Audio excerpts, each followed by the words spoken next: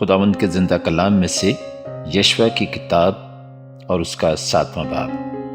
لیکن بنی اسرائیل نے مخصوص کی ہوئی چیز میں خیانت کی، کیونکہ اکن بن کرمی بن زبدی بن زارہ نے جو یہودا کے قبیلہ کا تھا، ان مخصوص کی ہوئی چیزوں میں سے کچھ لے لیا۔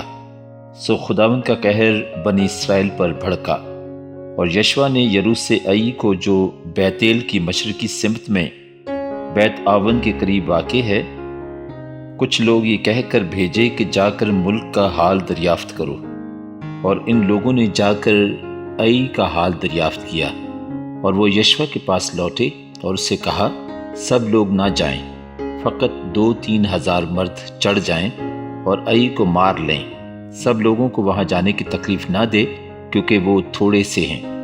چنانچہ لوگوں میں سے 3,000 مرد کے قریب وہاں چڑھ گئے اور عئی کے لوگوں کے سامنے سے بھاگ آئے، اور عئی کے لوگوں نے ان میں سے کوئی 36 آدمی مار لیے، اور پھاٹک کے سامنے سے لے کر شبریم تک ان کو کھدیڑتے آئے اور اتار پر ان کو مارا، سو ان لوگوں کے دل پگھل کر پانی کی طرح ہو گئے۔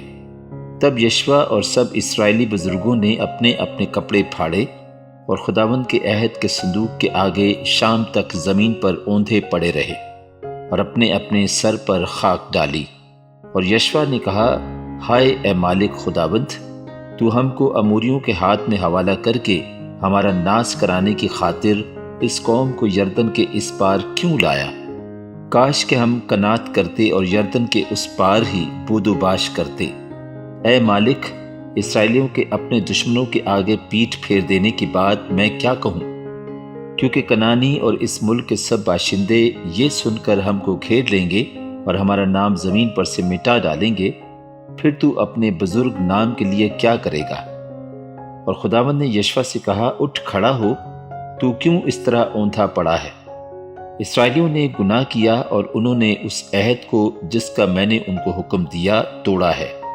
انہوں نے مخصوص کی ہوئی چیزوں میں سے کچھ لے بھی لیا اور چوری بھی کی اور ریاکاری بھی کی اور اپنے اسباب میں اسے ملا بھی لیا ہے۔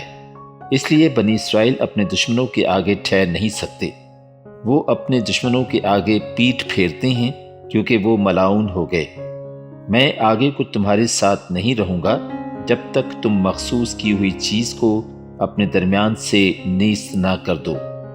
اٹھ لوگوں کو پاک کر اور کہہ کہ تم اپنے کو کل کے لیے پاک کرو، کیونکہ خداوند اسرائیل کا خدا یوں فرماتا ہے کہ اے اسرائیلیو، تمہارے درمیان مخصوص کی ہوئی چیز موجود ہے۔ تم اپنے دشمنوں کے آگے ٹھہر نہیں سکتے جب تک تم اس مخصوص کی ہوئی چیز کو اپنے درمیان سے دور نہ کر دو۔ سو تم کل صبح کو اپنے اپنے قبیلہ کے مطابق حاضر کیے جاؤ گے، اور جس قبیلہ کو خداوند پکڑے وہ ایک ایک خاندان کر کے پاس آئے، اور جس خاندان کو خداوند پکڑے وہ ایک ایک گھر کر کے پاس آئے، اور جس گھر کو خداوند پکڑے وہ ایک ایک آدمی کر کے پاس آئے۔ تب جو کوئی مخصوص کی ہوئی چیز رکھتا ہوا پکڑا جائے، وہ اور جو کچھ اس کا ہو سب آگ سے جلا دیا جائے، اس لیے کہ اس نے خداوند کے عہد کو توڑ ڈالا اور بنی اسرائیل کے درمیان شرارت کا کام کیا۔ بس یشوع نے صبح سویرے اٹھ کر اسرائیلیوں کو قبیلہ با قبیلہ حاضر کیا، اور یہودا کا قبیلہ پکڑا گیا۔ پھر وہ یہودا کے خاندانوں کو نزدیک لایا اور زارہ کا خاندان پکڑا گیا۔ پھر وہ زارہ کے خاندان کے ایک ایک آدمی کو نزدیک لایا اور زبدی پکڑا گیا۔ پھر وہ اس کے گھرانے کے ایک ایک مرد کو نزدیک لایا، اور اکن بن کرمی بن زبدی بن زارہ جو یہودا کے قبیلہ کا تھا پکڑا گیا۔ تب یشوع نے الن سے کہا، اے میرے فرزند، میں تیری منت کرتا ہوں کہ خداوند اسرائیل کے خدا کی تمجید کر اور اس کے آگے اقرار کر۔ اب تو مجھے بتا دے کہ تو نے کیا کیا کیا ہے، اور مجھ سے مت چھپا۔ اور اکن نے یشوع کو جواب دیا، فی الحقیقت میں نے خداوند اسرائیل کے خدا کا گناہ کیا ہے، اور یہ مجھ سے سرزد ہوا ہے کہ جب میں نے لوٹ کے مال میں بابل کی ایک نفیس چادر اور 200 مسکال چاندی اور 50 مسکال سونے کی ایک اینٹ دیکھی، تو میں نے للچا کر ان کو لے لیا، اور دیکھ وہ میرے ڈیرے میں زمین میں چھپائی ہوئی ہیں، اور چاندی ان کے نیچے ہے، بس یشوع نے کاسب بھیجے، وہ اس ڈیرے کو دوڑے گئے اور کیا دیکھا کہ وہ اس کے ڈیرے میں چھپائی ہوئی ہیں اور چاندی ان کے نیچے ہے۔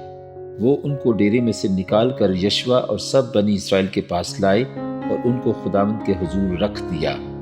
تب یشوع اور سب اسرائیلیوں نے زارا کے بیٹے اکن کو اور اس چاندی اور چادر اور سونے کی اینٹ کو اور اس کے بیٹوں اور بیٹیوں کو اور اس کے بیلوں اور گدھوں اور بھیڑ بکریوں اور ڈیرے کو اور جو کچھ اس کا تھا سب کو لیا اور وادی اکور میں ان کو لے گئے۔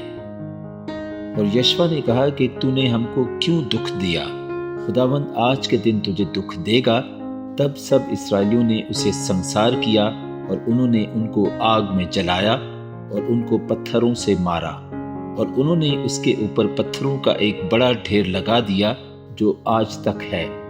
تب خداوند اپنے قہر شدید سے باز آیا، اس لیے اس جگہ کا نام آج تک وادی اکور ہے۔